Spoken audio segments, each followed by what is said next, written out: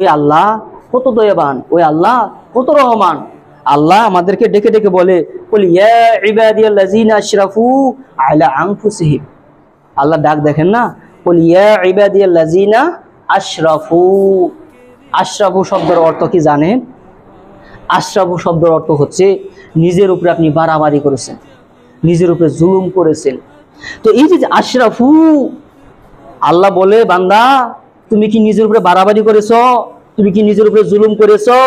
যদি আশরাফু নিজের উপরে জুলুম করে থাকো, বাড়াবাড়ি করে থাকো, লা তাকনাতু মির রাহমাতিল্লাহ, তুমি আমার রহমত থেকে মাইলছো না। তুমি ভাবছো যে এই যে সমস্যা, এই যে ঋণ, এই যে আমি ভুক্তভোগী হয়ে আছি, এই ভুক্তভোগী থেকে আমি বোধহয় বাঁচতে পারবো না, এই সমস্যা বোধহয় আমার সামনে থেকে দূর হবে না।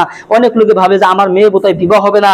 আল্লাহ বলে যে আমার কাছে আসো, আমার কাছে এসে আমাকে ডাকো, লা তাকনাতু মির রাহমাতিল্লাহ, তুমি আমার রহমত থেকে মাইল হও না, আমার রহমত থেকে তোমরা দূর হও না। নবী ইব্রাহিম যদি আল্লাহর কাছে চেয়েছে 86 বছরে যদি সন্তান পায়, তুমি কেন পাবে না? তুমি কেন পাবে না?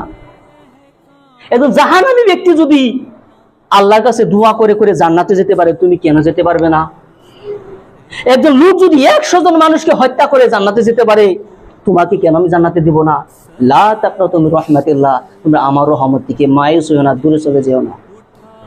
60 বছর পাপ করেছো, 40 বছর পাপ করেছো, 80 বছর পাপ করেছো, লা তাকনাতু মির রাহমাতিল্লাহ, এখনো সময় রয়েছে। তোমার মৃত্যু হয় নাই, পশ্চিম দিকে সূর্য উঠে নাই। আমি মাফ করব, আমি মাফ করার জন্য রেডি আছি। তো আপনি আল্লাহর এই ডাকটাকে তো শুনতে পান না। আল্লাহর ডাক আপনার বোঝার জন্য অন্তরটা তো থাকতে হবে, যে আল্লাহ যে আমার ডাক দিচ্ছে।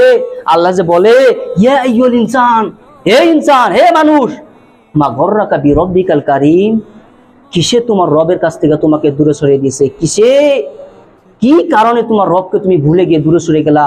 তুমি যে নামাজে আসো না, তোমার রবের সাথে কি তোমার সম্পর্ক খারাপ হয়েছে? তুমি যে আল্লাহকে ভুলে গিয়ে দুনিয়া নিয়ে ব্যস্ত রয়েছো, আল্লাহর সাথে কি হলো? কি হলো যে তুমি আল্লাহকে ভুলে গেলা? আল্লাহকে ভুলে থেকে তুমি দুনিয়াতে সফলকামী হতে পারবে না।